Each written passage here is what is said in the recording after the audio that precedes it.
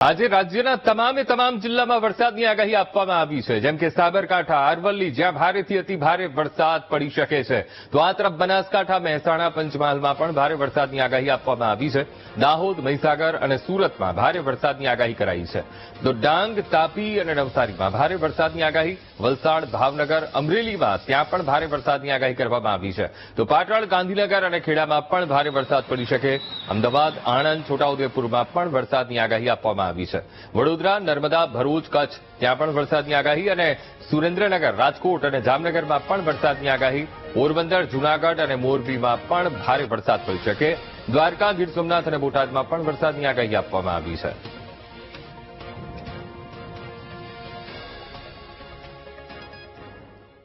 સાબરકાંઠાના ઈડરિયા ગઢ પર ધોધ વહેતા થયા. વીટીવી ન્યૂઝ પર પહાડોમાં વહેતા ધોધના, એ ડુંગર પરથી વહેતા ધોધના આકાશી દ્રશ્યો કેમેરામાં કેદ થયા છે. ચોમાસાની ઋતુ અને નાના મોટા ઝરણા ત્યાં જીવંત થતા હોય છે ને એક આહલાદક નજારો ઉભો થતો હોય છે. ઈડરિયા ગઢ પરના અમે આપને ટીવી સ્ક્રીન ઉપર આ દ્રશ્યો બતાવી રહ્યા છીએ.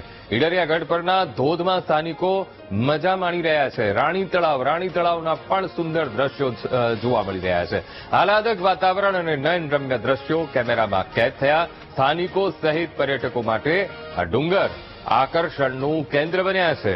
તો આજ મુદ્દે સંવાદદાતા સંદીપ ફોનલાઈન પર. સંદીપ, એક તરફ ચોમાસુ, વરસાદી વાતાવરણ, સાબરકાંઠાના ઈડરિયા ગઢ પર ધોધ વહેતા થયા છે, આહલાદક નજારો. સંદીપ. અંકુર, સાબરકાંઠા જિલ્લામાં સતત એક સપ્તાહથી જ અવિરત વરસાદને કારણે નાના મોટા જે ઝરણાઓ છે તે ધોધ છે તે વહેતા થયા છે અને ખાસ કરીને ઈડરગઢના જે પહાડોમાં ડુંગર ઉપરથી પાણીના જે ઝરણા વહી રહ્યા છે તે ઝરણાઓ નાના મોટા ઝરણા વહી રહ્યા છે અને જેને લઈને જે ઈડરગઢ છે તે લીલી ચાદરો હોય તેવા દ્રશ્યો પણ સામે આવ્યા છે. હાલ ઈડરગઢના જે ધોધ વહેતા થતા સહેલાણીઓ અને મોટી સંખ્યામાં પ્રકૃતિ પ્રેમીઓ ત્યાં ઉમટી પડ્યા છે અને આહલાદક દ્રશ્યો, નયનરમ્ય જે દ્રશ્યો છે તે જોવા મળી રહ્યા છે અને વનરાજી સોળે કળાએ ખીલી ઉઠી છે. હાલ આ ઈડરગઢના જે ઝરણાઓ છે જેને લઈને પ્રવાસીઓનો ઘસારો પણ વધ્યો છે, જેને લઈને વહેલી સવારે જે વાદળછાયું વાતાવરણ અને ધુમ્મસ જે વાતાવરણ છે જેને લઈને ડુંગરો છે તે વાદળમાં ઘેરાયા હતા અને હાલ હિલ સ્ટેશન જેવો નજારો છે તે જોવા મળી રહ્યો છે. અને હાલ ઈડરગઢના જે ડુંગરો છે જે ધોધ વહી રહ્યા છે તેને લઈને ઈડરગઢના 4 ચાંદ લાગ્યા છે અને હાલ મોટી સંખ્યામાં સહેલાણીઓનો પણ હાલ જે ચોમાસું ઋતુ છે તેને લઈને સહેલાણીઓનો પણ ઘસારો વધ્યો છે. જી બિલકુલ સંદીપ, સમગ્ર માહિતી સાથે જોડાવા બદલ આપનો આભાર.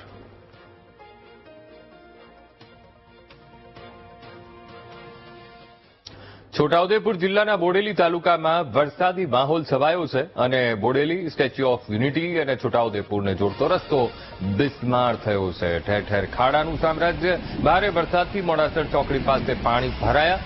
ખાડાગ્રસ્ત રોડ અને પાણી ભરાતા વાહન ચાલકો હેરાન પરેશાન થયા હતા.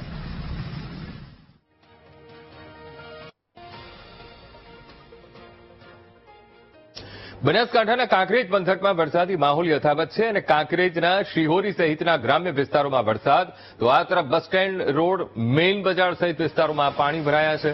સામાન્ય વરસાદમાં પાણી ભરાતા વાહન ચાલકો મુશ્કેલીમાં મુકાયા છે. તો ગઈકાલે પણ જિલ્લાના અનેક વિસ્તારોમાં વરસાદ વરસ્યો હતો. કાંકરેજના શિહોરીના અમે આપને આ દ્રશ્યો બતાવી રહ્યા છીએ. કેટલાક વિસ્તારોમાં પાણી ભરાયા છે. એક તરફ મુખ્ય બજારનો આ રસ્તો, બસ સ્ટેન્ડ જવાનો રસ્તો અને બસ સ્ટેન્ડમાં પણ પાણી ભરાયા છે. વરસાદી માહોલ આ પંથકમાં યથાવત છે.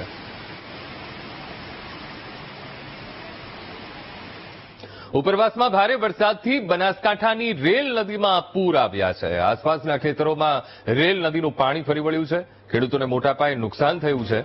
નદીના પાણી ફરી વળતા ખેતરોનો પાક ધોવાયો છે. તો બાજરી અને મગફળીનો પાક ધોવાયો. સાથે જ પાવડાસણ ગામના ખેડૂતોને મોટા પાયે નુકસાન થયું છે.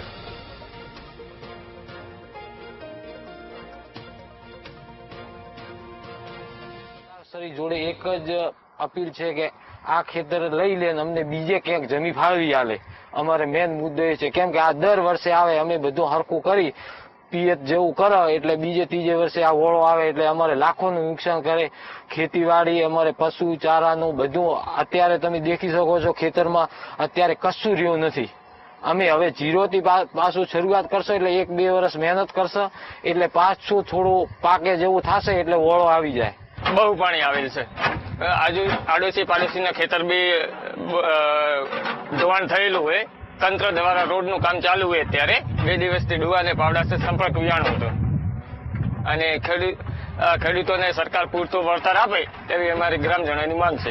કેટલું નુકસાન થઈ ગયા? ખૂબ જ નુકસાન થયું છે.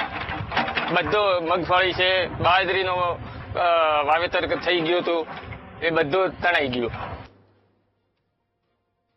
બનાસકાંઠા જિલ્લામાં ભારે વરસાદને લઈને તંત્ર એલર્ટ મોડ ઉપર આવી ગયું છે. જળાશયો અને પાણીયારી ધોધ ખાતે જવા પર પ્રતિબંધ મૂકી દેવામાં આવ્યો છે. વડગામ મામલતદારે આગામી 30 નવેમ્બર સુધી પ્રતિબંધ મૂક્યો છે અને 5 મહિના સુધી ભયજનક સ્થળોએ જવા પર પ્રતિબંધ મુકાયો છે. પાણીયારી ધોધમાં એક યુવક ડૂબ્યો હોવાથી ફરી આવી કોઈ અનિચ્છનીય ઘટના ન બને, કોઈ અકસ્માત ન થાય તે માટે આ મહત્વપૂર્ણ નિર્ણય લેવામાં આવ્યો છે. જીવનું જોખમ હોવા છતાં પણ લોકો એ ધોધ નીચે નાહવા માટે જતા હોય છે, આ પાણીયારી ધોધ નીચે, અને ભયજનક સ્થળોએ પોલીસ બંદોબસ્ત પણ મૂકવા અપીલ કરાઈ છે.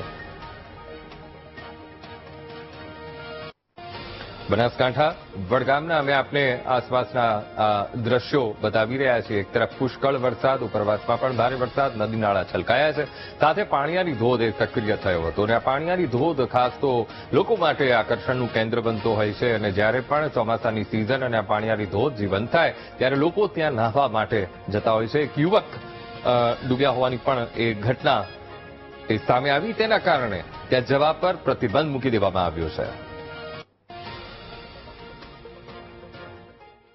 પોરબંદરમાં સવારથી વરસાદી માહોલ જામ્યો છે. પોરબંદર અને રાણાવાવ તાલુકામાં મેઘમહેર થઈ છે. પોરબંદર તાલુકામાં 2.5 ઇંચથી વધુ વરસાદ નોંધાયો.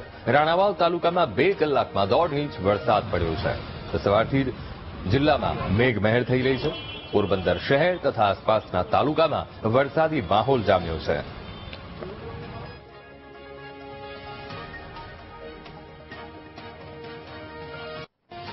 વાત કરીએ બોટાદની. બોટાદના ગઢડામાં એક મકાનની દિવાલ ધરાશાયી થઈ છે. માધરપાટ વિસ્તાર નજીક એક મકાનની દિવાલ ધરાશાયી થઈ છે અને રાવલ શેરીની સામે આ દિવાલ ધરાશાયી થતા રહીશોને ત્યાં પસાર થવાનો જે રસ્તો છે એ રસ્તો અત્યારે બંધ થઈ ગયો છે. સદનસીબે કોઈ જાનહાનિ નથી થઈ.